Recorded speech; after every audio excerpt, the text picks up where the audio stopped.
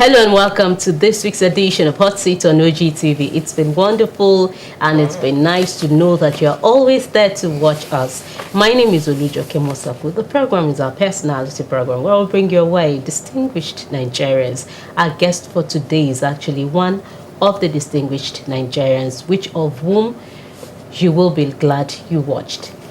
As usual, I'm not always here alone. Today I'm having with me Peter Falomo. Hello, Peter. All right, viewers, you're welcome to another edition of Hot Seat on OGTV. Welcome on board. Okay, our guest for today is Dr. Michael Ebonhor. He was born on the 16th of December 1971. His educational pursuit started in from Asaridin to Ikberiremo, Ogun State, Ajagbe High School, Ikberiremo, Federal College of Education, that's Oyo State, Olabisi Onabanjo University, Agoiwoye, Ogun State. Another, he went also, I guess that was when he went for his master's, Olabisi Onabanjo University, and his PhD, Olabisi Onabanjo University. His BSc was in Guidance and Counseling, then MED Guidance and Counseling, Teachers Registration Council of Nigeria, PhD, Applied Psychology. Well, I'll have to stop here because I want us to actually meet our special guest. His name, like I said, is Dr. Ebonhor Michael. So join me as I welcome Dr. Ebonhor Michael. Yeah. You're welcome. Yeah, good day, moderator. Hello, viewers too. Fine. It's actually nice meeting you. All right. And having you on this program. It's my pleasure. Yes. Would you tell us how it all started? Okay. Like you have said, I was born in 1971 in a town called Ekwagbo in Delta State. From there, I lived with my aunt, who was with the husband in the southwest. And at a point in time, we found ourselves in Ikweru. That's where I completed my primary school. From there to Christ Apostolic Grammar School, also in Ikweru. I retook my papers in Ajagbe High School. I want to put the record straight. Okay. And from there, I moved to Taisho College of Education in Ijebu-Ode. That was in 1994. And I was offered admission to study Geography, Social Studies. I remember then I was in 200 level studying that course. On that fateful night, some hoodlums came to our neighborhood and they raided about 5 buildings. Mine was the 4th one, and they demanded for money.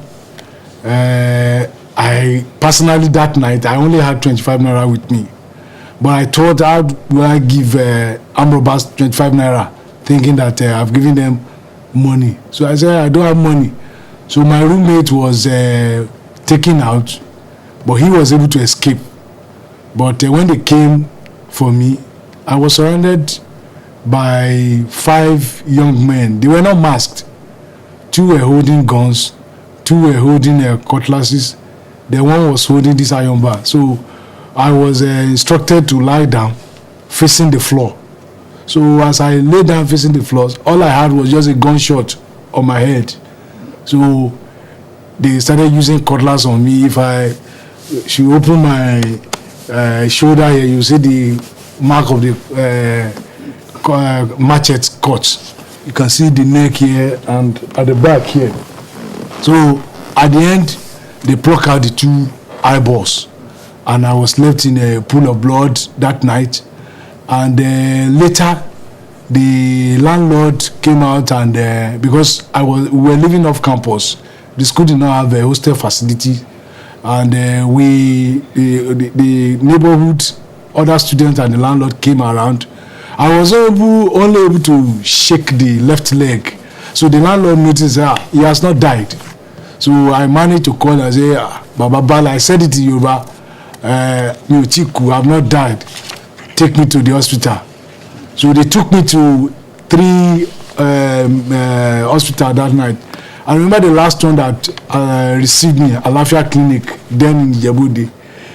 Did a lot of work with the first aid, because they came to our neighborhood. Those hoodlums came around after 3 in the 3 a.m. in the morning. So by the time they took me to Alafia Clinic, it was getting to around 4 5. So when I met the man later, I said he spent about 4 hours doing sutures, dressing everything before they could finish with me. So the following day, the student body embarked on a public protest, which it was all over the state. I remember then the then military administrator, Colonel Daniel Akitonde, retired, came all the way from Abuja when he was having a state meeting with the head of state then. Because of my case, they came around with the school authority, the then provost, Dr. Zedo Dumusu. They took me I was taken to Osut from Alafia Clinic, where I was given a comprehensive medical care. So I was in Osut for about 6 months and 20 days. It happened July 20, 1995. I left Osut January 26. The following year, that was in 1996. I resumed to Federal College of Education, Oyo Special, where I was taking through rehabilitation process, how to read and write in Braille, how to type, how to do my typewriting, how to, daily living skills, how to cook, how to wash, how to embark on independent travels. So these were training that was given to me. That was in 1996. And all these were footed by Ogun State government and our people, in which today I will remain eternally grateful to. And I remember during that process, at a point in time when I realized that the eyes, there was no way it could be redeemed, that I will be blind except if a miracle happen, of which I believe that God still perform miracle. So at that point in time that I realized that the nerves connecting the eye socket and the brain, the occipital lobe, has been damaged badly. I became discouraged, I became disillusioned. And as a result of that, I was all cooperating with the nurses and doctors.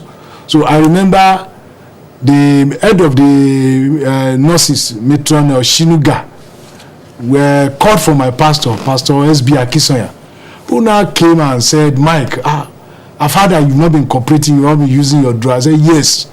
I said, because I heard that there is no remedy to my issue, to my sight. So he said, the only thing he's going to tell me is that since I'm a Christian, I should pray to God, let God reveal to me why this thing happened and what I need to do. I remember while I was in the hospital, I had that prayer for 4 days, and I received inspiration from God that there's a purpose for it, and it's for His glory to be manifested. That only thing that He wants me to do is just to forgive my assailant. I said, forgive my assailant? He said, yes. So from that moment, I asked for the grace of God, that God, I am ready to forgive my assailant.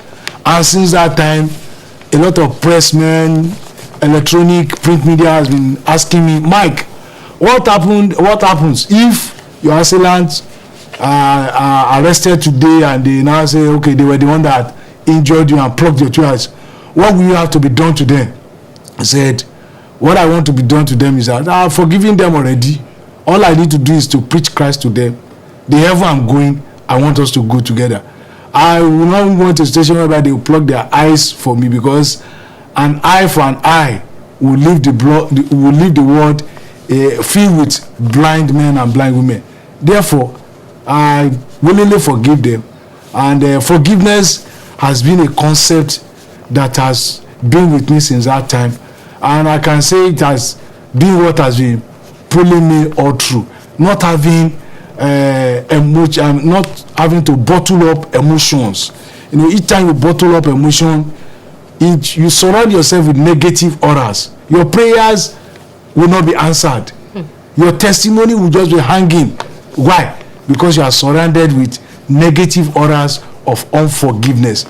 Therefore, if you are listening to me or you are watching me from your living room, I want to beg of you, whoever that have done anything against you, there's room for forgiveness. When you forgive, you can see success, you can see breakthrough, you can see progress. So that has been how it has been. All right, Mr. Dr. Ebonhor, this is actually a touching story, actually. But would you say it's a blessing in disguise? Like, if such a thing has not happened to you, would you be where you are today? Like you have said, I think it's a blessing in disguise. Yes, it is. Take, for instance, I told you that I never lived with my biological parents.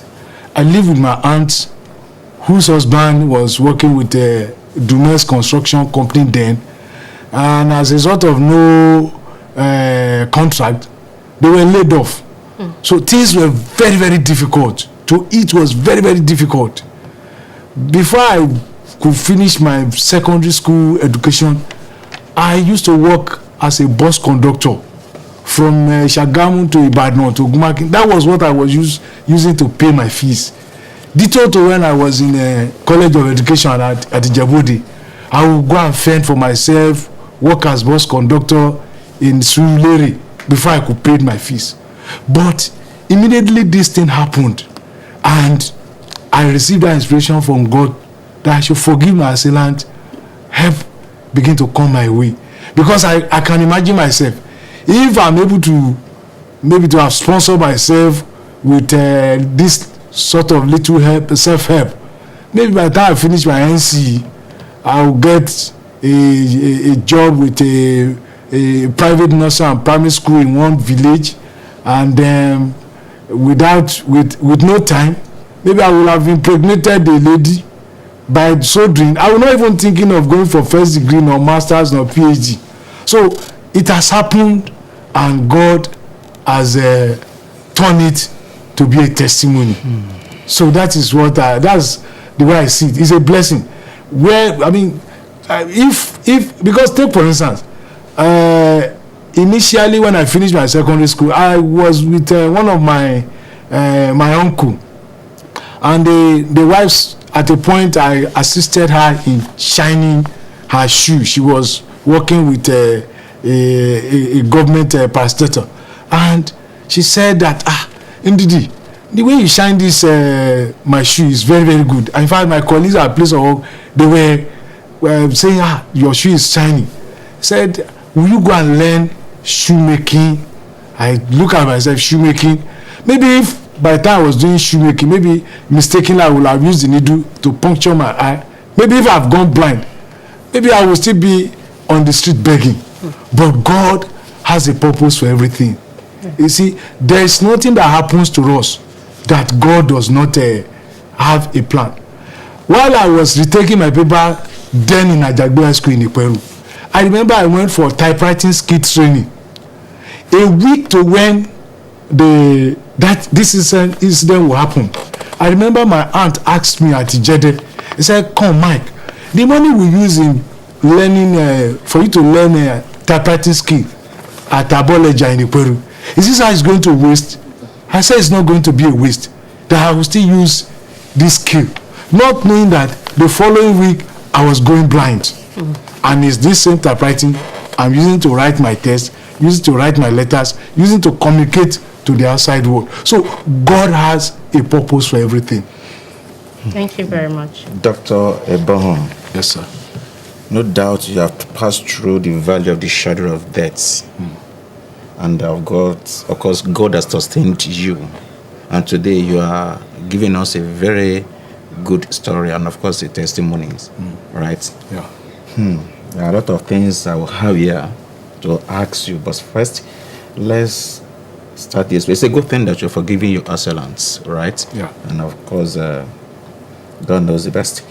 Now, so many people out there, maybe they're having partial blindness or whatever. They might likely submit to faith and they, I can't see very well. Let me submit to faith.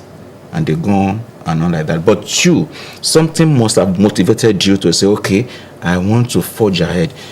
You left College of Education, Ejebode, right? To continue your education at special school or your Federal College of Education. But then you did not stop at any of that NCA.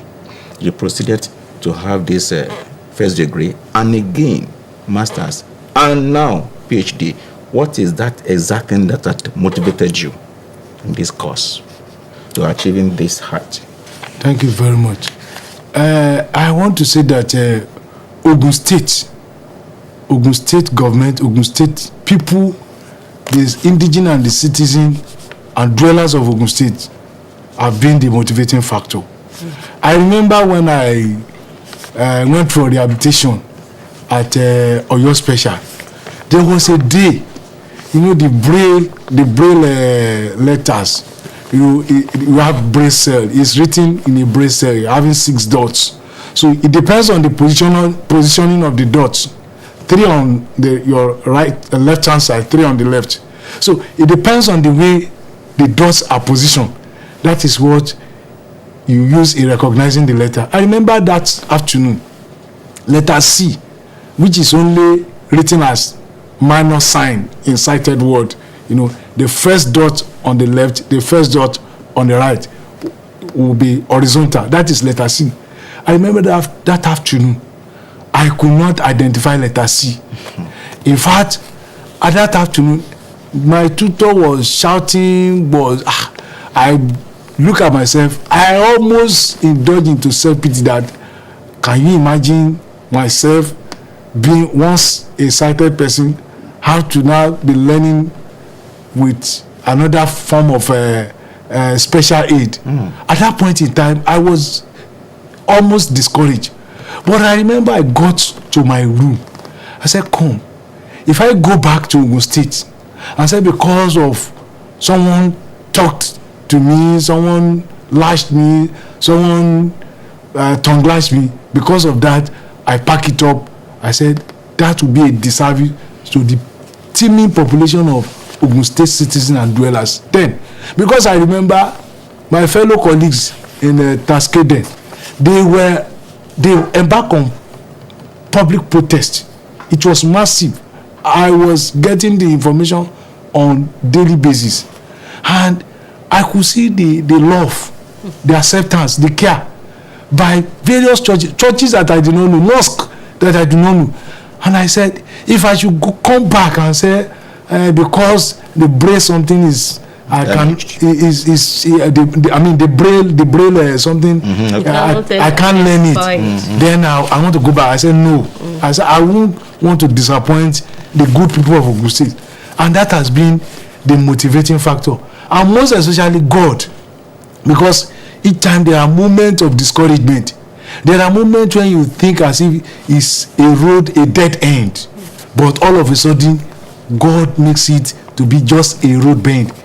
Once a road bend, you maneuver the road bend, you keep on moving again. So that has been the motivating factor. My lecturers at Olabisi Onabanjo University, they have never handled a blind candidate, but in my own case, they were all willing to say, come, this young man, we are not going to stop his ambition, we are not going to stop his pursuit, we are not going to stop his career, and they all put in everything that he deserved.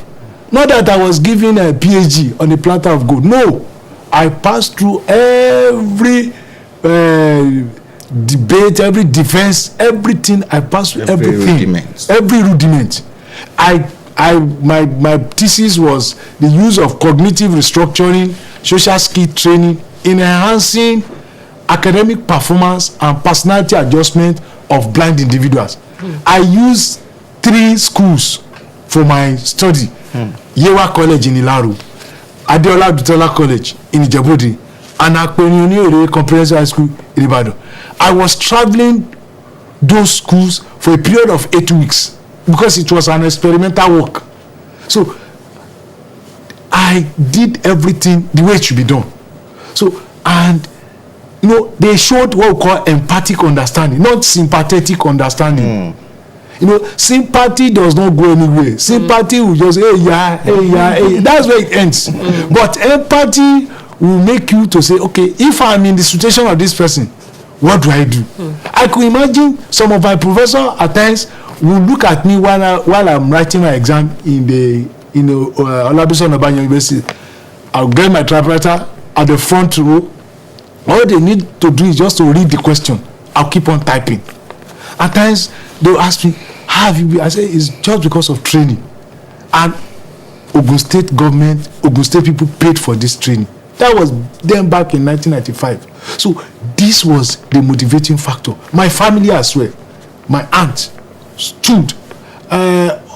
She's late now. I pray God to be with her wherever she is. And the husband as well, who happens to be my foster dad, he lives in Jeddah. They were all supportive. So this Nigerian media, OGTV relayed my story, OGBC relayed my story, media everywhere. So for me to now disappoint this good gesture, I think it's a sin. I think it's unheard of. It's an abomination. It's anathema. Okay, so all through the process of going to school and all, was there ever a time that you looked at yourself and say, what if I could see? Only if I could see, maybe it would have been a bit different. Yeah, yes, there are moments like that. Take for instance, there are times you want to read some texts that are in print form, that are not in braille form. They are not yet recorded. You see, at times, and you are looking for a sighted reader, and none is coming your way. At times, you begin to think otherwise. If I had my eyes, things like this would not happen. But you just have to just encourage yourself, because the word of God says, and David encouraged himself in the Lord. So each time it happens like that, I encourage myself. Guidance and counseling. Yeah. It's your field. Yes, ma'am. Let's hear it. Yeah. Guidance and counseling, I don't know any other field I would have done if not for this counseling. I thank God that I took to counseling. To the glory of God today, I have mentored and counseled young school leavers, teenagers in Ogun State, especially in Mayflower School where I once worked. I counseled over 8,000 students into various professions. 8,000. Over 8,000 students into various professions.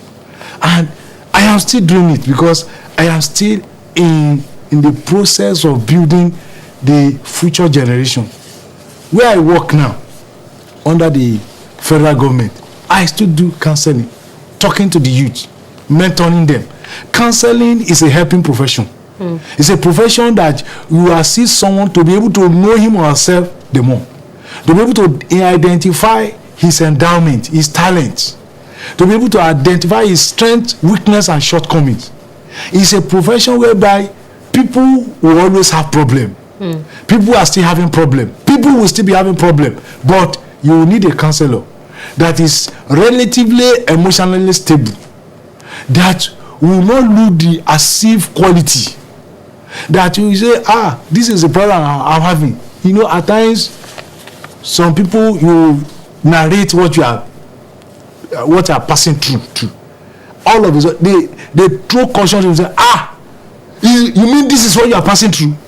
A counselor is not allowed to engage in that, because you are taking the issue beyond normal proportion. A counselor must be relatively emotionally stable and must be willing to provide information, arrays of alternative, guide the client to be able to make a well and informed choices, because life is all about choices. The position we are today, the status we are today, as a result of the choices we made years ago or yesterday. So counselor is to assist individuals, and the counseling work, like my student, some of them are married, they still call me, Dr. Mike, Uncle Mike, we have this, what do we do? I said, okay, do you have this, you have, okay, let's go this way. So counseling is a lifelong process.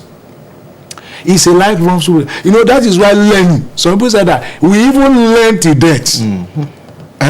You know, the Yoruba dad that say, Majoku, Majekulu, that is, do not eat worm, do not eat millipede. Whatever they are eating in that great beyond, eat with them. That is, they are telling that even in death, there is learning. So, counseling is an ongoing thing. So, but unfortunately, the role of counselors in our society is not being looked into properly. In what sense? Okay, that will have led to my question here, because you are into guidance and counseling. With the increasing number of school children, primary and secondary schools, okay, are you seeing guardians and counselors in large number as of before?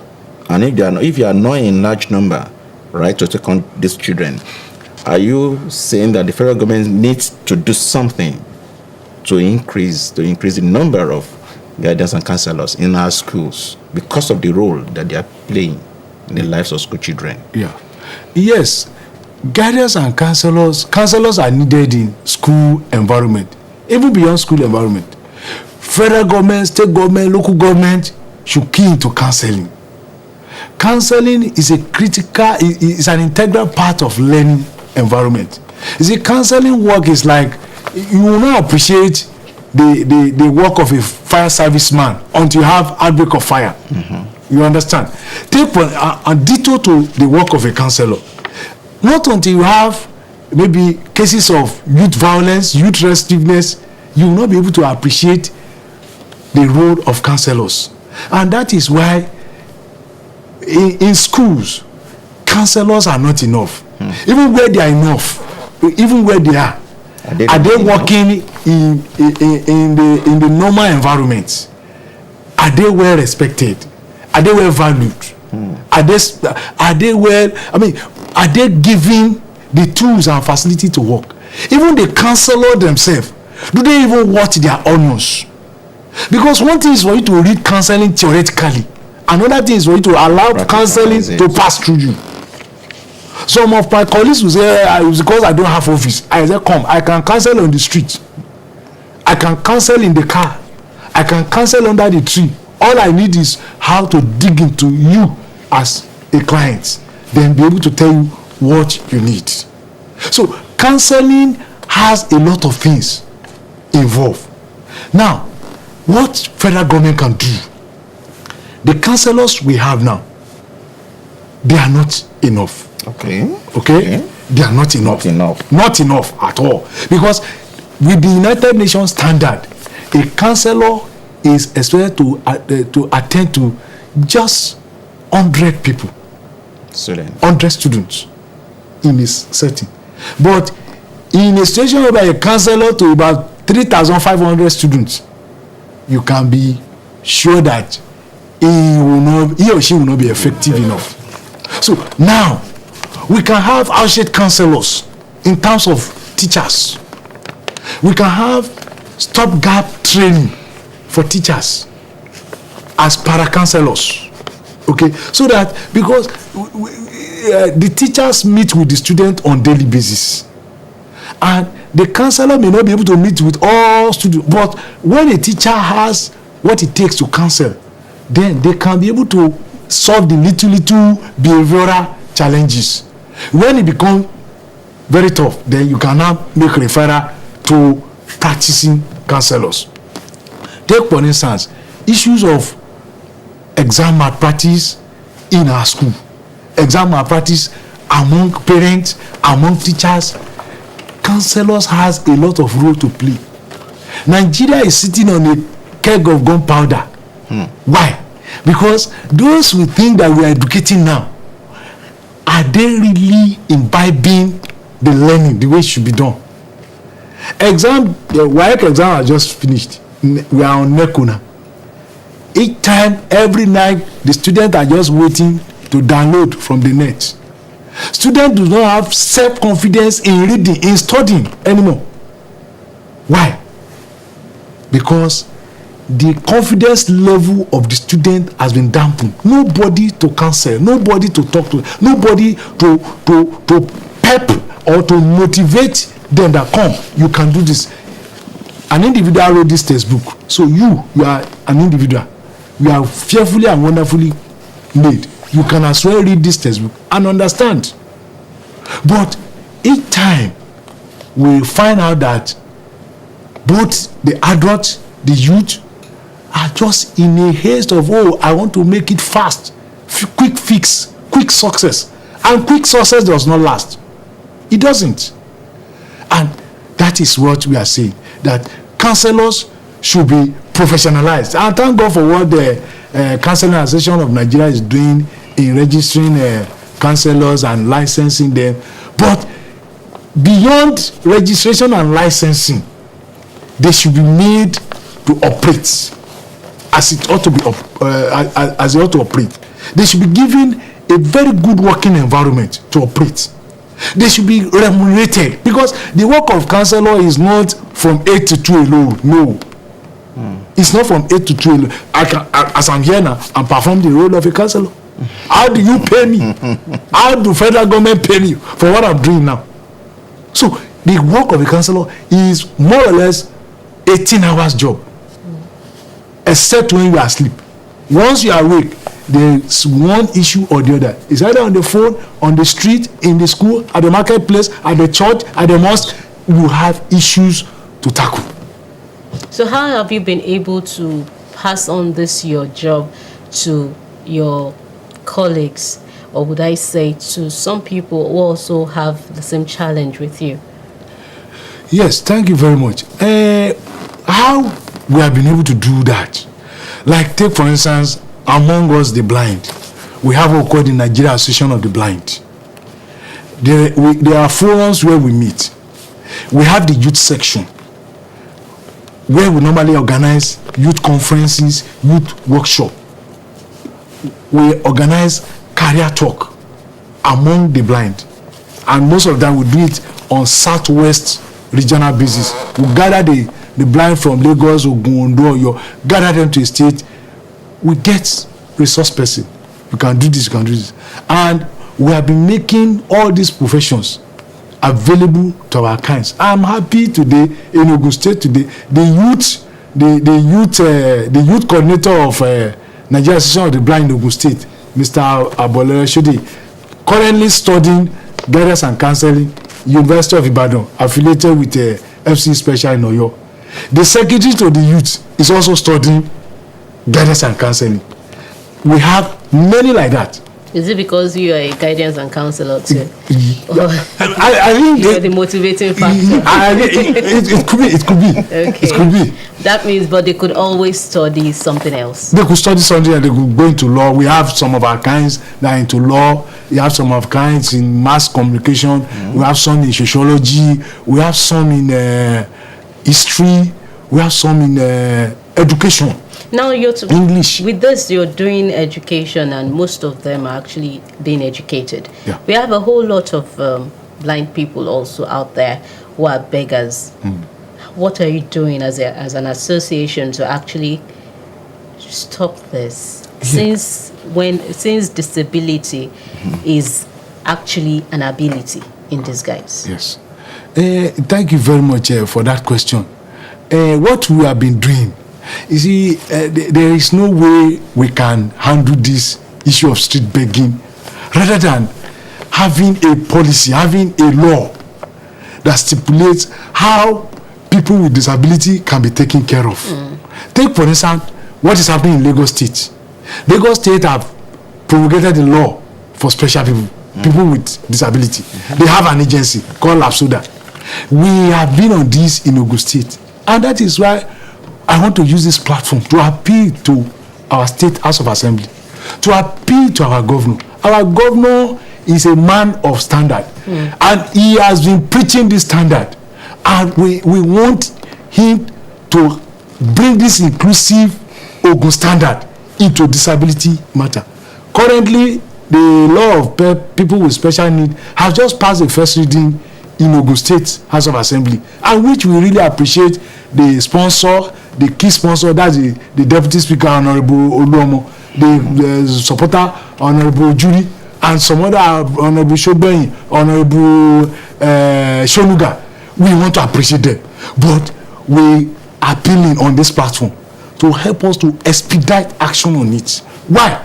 Because each time you see people of the Ministry of Women Affairs and Social Development going on street raid to raid the street urchins, street beggars, this thing can be taken care of. Government does not need to be going up and down and be chasing this. When there's a law and there's a budget, there's a provision, it will be well organized, it will be well channeled, and it will be well focused. And that is why we are using this platform to appeal. And not only that, on our own course, we have started with series of empowerment. Take for instance those that are not able to go to school, that can learn some vocational skills.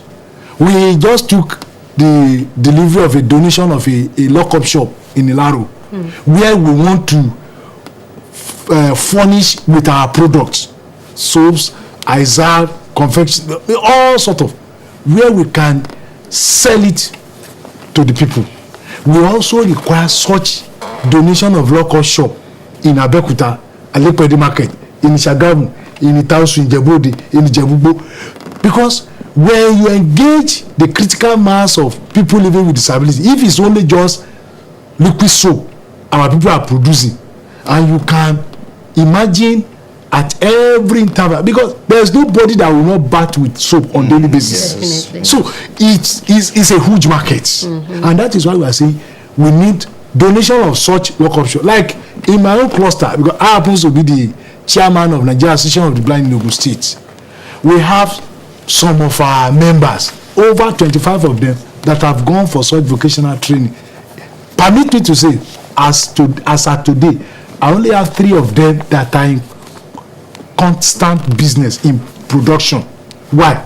Fund, no grants. And we call on well-spirited Nigerians. We are using this platform calling on well-spirited Nigerians. We don't need the money, but the material, the liquid soap, the soda, the bottles, just give us the material. Because you see, there are cases whereby some people are given money and they lavish it. No.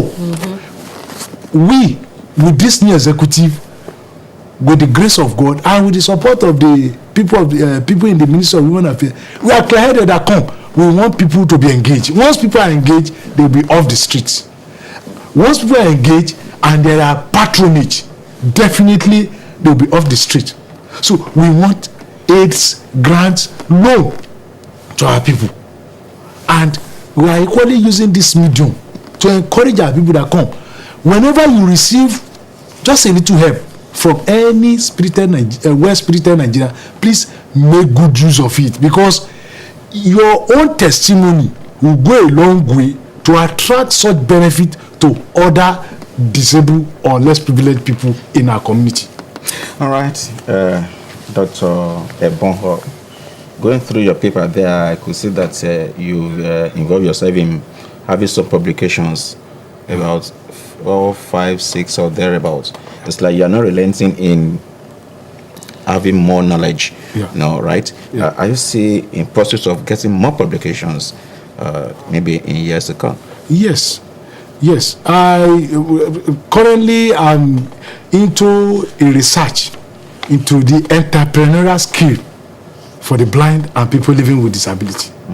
Because one thing that is so key to man is for a man to be able to fend for him or herself, and that will tell us the level of your independence. So entrepreneurial skill. Do people living with disability, do they have entrepreneurial skill? Do they have the entrepreneurial intention? Do they have the intention? Everybody has intention of doing something, But that intention, does it correlate with the skill that you needed for materializing, for making your intention to be a reality? So these are areas of focus that I'm interested in digging into, because it's not just throwing money that, okay, each time a developmental partner come, okay, let's throw money into the affairs of people living with disability, but we want to know what are the requisite skills that we need. Is it marketing skill? Is it production skill? Is it relationship skill? Is it communication skill? What are the skills? How do we develop it? How do we take it to the next level?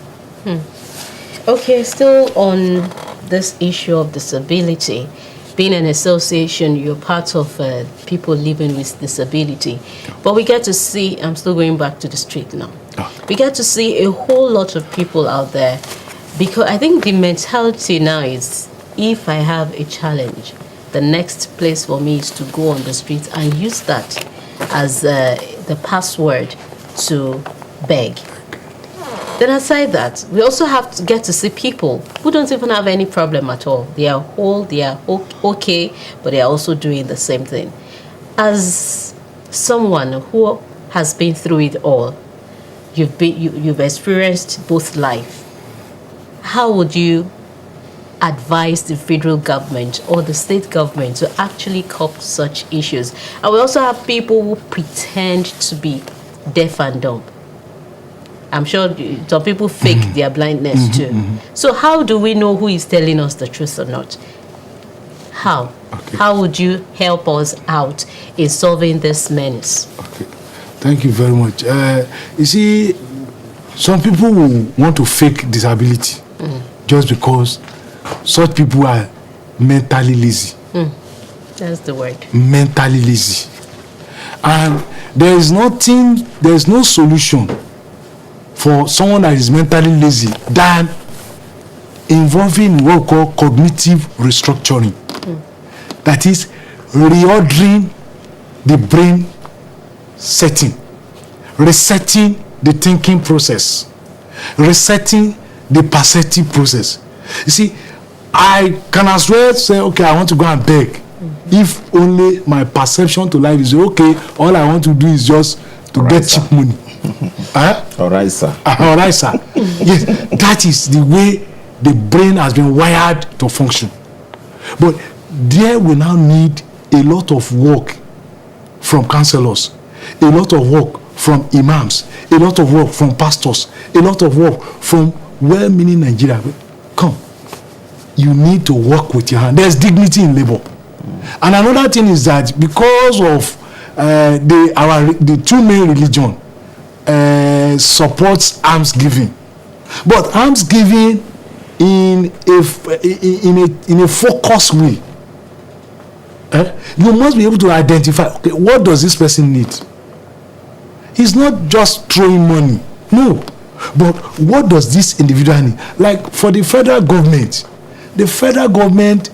and it still boils down to this issue of disability law, because at the federal government level, the law is there. At the National Assembly, it has passed the second reading in the National Assembly. It has been passed by 3 previous houses, but the president refused to sign. But President Muhammadu Buhari, during his campaign, promised that he's going to sign it. And that's why we are praying for him, that God will grant him good health. Amen. So that he will be able to sign this law. When he signs this law, number one, we will be able to have data of people living with disability. You don't just move from anywhere to anywhere. No, we must know where you are from. Then, when we know where you are from, on association basis, on group basis, we cannot channel the help. There will be a budget. And if you are not ready to work, then we know that yes, such a person should be placed in a confinement. Do you understand? So that is what can be done. So federal government will have to take the lead in this issue of this law of people living with disability.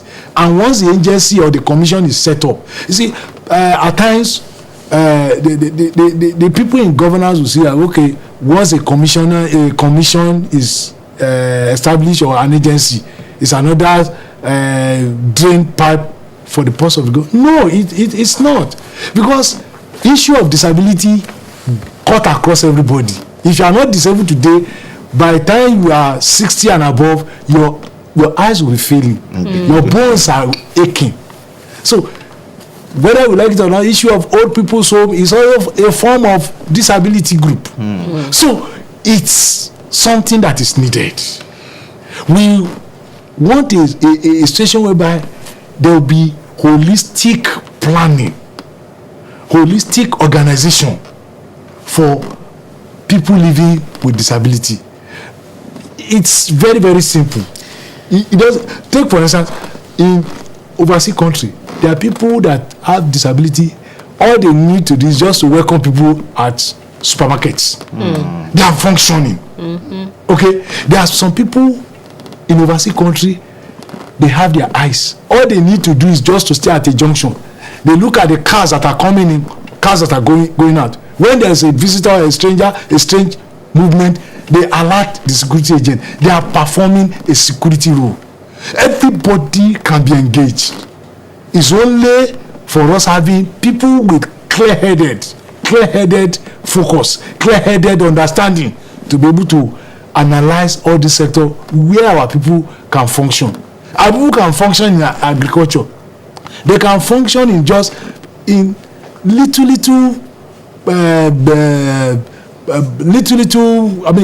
small scale industry, doing little job here and there, and these are things that can be done. Some of our people living with disability that has problem with their limbs in Ijebu, we have some of our guys driving keke marwa. Some are driving vehicle. I have one of my friend in your studio, Mr. Cosmos Adui. He drives a car. Who tells you that people like that cannot be engaged in transport business? So all we need is little adaptation, little adjustment, so that everybody can work in a near normal situation. Near normal situation. You don't need to change that mental laziness. Yes. All right, because the program is a personality program, you please permit me to dig a bit deeper into your life. All of this challenge actually occurred to you way back, while you were in school. Yes, sir. Right, when you were in the school. Yes, sir. Now you are married. Yes, sir. How do you want to appreciate that woman? Yeah. In fact, even before you appreciate, I was actually going to ask you how you did it. Okay. That's where my child. Was it Rosie asking her to marry you and all? Or because a woman coming to say, okay, not looking at whatever you are having as a challenge. How did you meet her? How did you know if she's beautiful or not and all? Okay. What we call beauty is in there. It's in the mind. Yeah, sure. It's not the facial aesthetic attraction. No, exactly. It's in the mind. Like I remember, we met way back in 2003. Then I was working as a volunteer counselor under Madam Sheila in Mayflower Primary School. So we got to meet, and incidentally we attend the same church. That's the Bible Church. At a point in time, by then I was equally praying to know God's will in marriage, and I received that inspiration. Like our church organization, you have to tell the pastor, then from the pastor go and meet the lady, and we followed the protocol, and the whole thing came to pass. But initially there was some hiccups from the in-law, and which is expected, because there is no in-law that will say, I willingly give out my daughter to marry a person with disability. They want to know, is this person not going to be a dependent? Is this person not going to be a burden on our daughter? Initially they felt that way, but along the line God assisted me through the help of a friend of mine who happens to be a close relation to their family, and it was that man that God used to speak to them. This man you are talking that is disabled, is this? This man travels to Aba, travel to Southeast, travel to Abuja on his own without any aid. So by the time the relative knew that they had a wrong perception, they changed their perception. And today we are all close. Myself and my in-laws, we are cordial. They are, we have good fellowship together. And she has been a supporter of, or a pillar of support to my success. Because while I was going through my PhD program, it wasn't easy financially. So, but she encouraged me. She supported in all areas, financially, morally. When you have a peaceful home, then you can pursue other things. Yeah. And I want to thank her for that. Her name is Mrs. Mujirat Olakpeju Ebonhor. Yoruba lady? Yes, she's a Yoruba. She's from Oyo State, Shaki. Wow. She's from Shaki West Local Government. Thank God for that. At least we also appreciate. And the marriage is blessed. The marriage is blessed with 2 kids, All right, a girl and a boy. Yeah. Okay, as we finally call it today on this program today, I could see on your profile, or in your profile actually, Federal Ministry of Education, Federal Government College, Udobolo, Ogun State. Yeah. So that was okay. You're still there till then. Yes, I'm still But there. there was a time that you left the Teaching Service Commission to go to the Federal Ministry of Education, and then it was not even around here at all. You went all the way to Zamfara State. Yeah. What was the experience like?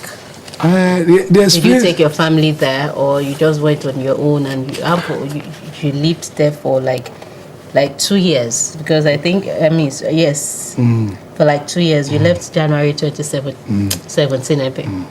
Okay.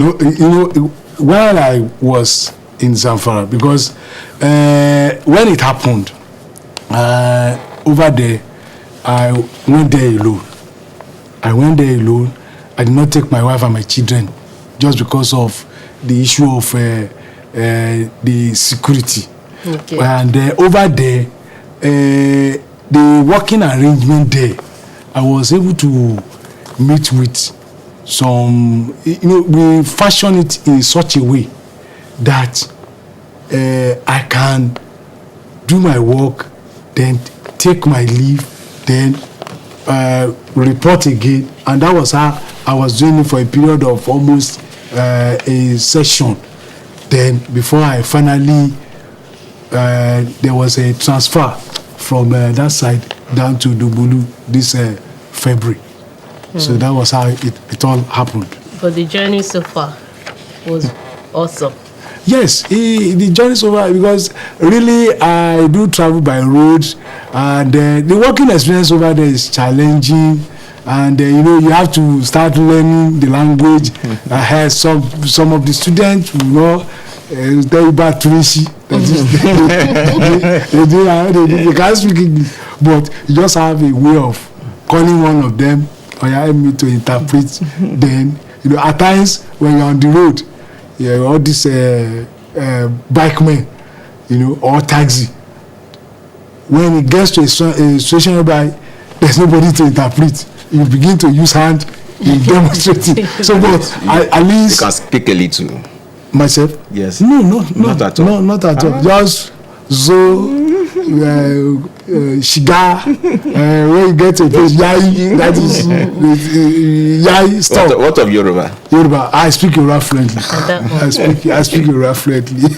Okay. Yes, thank you so much. But I'm sure you have one or two things to say to people out there who see disability Maybe you as a begin problem. with Yoruba. Okay.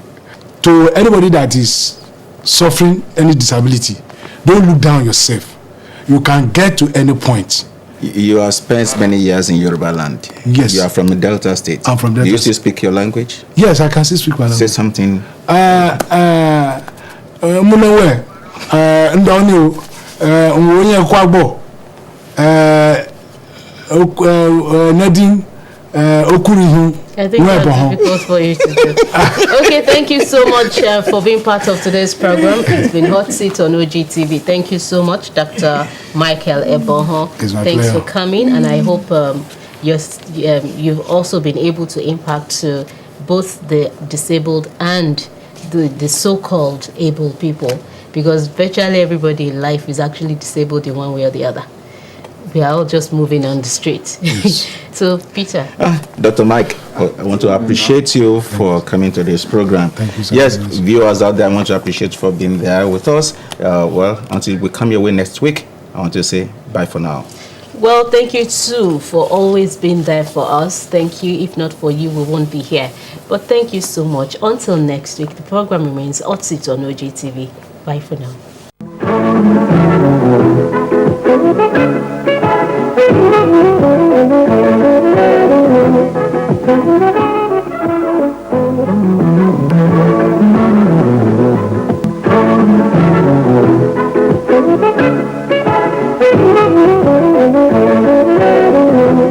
Thank you.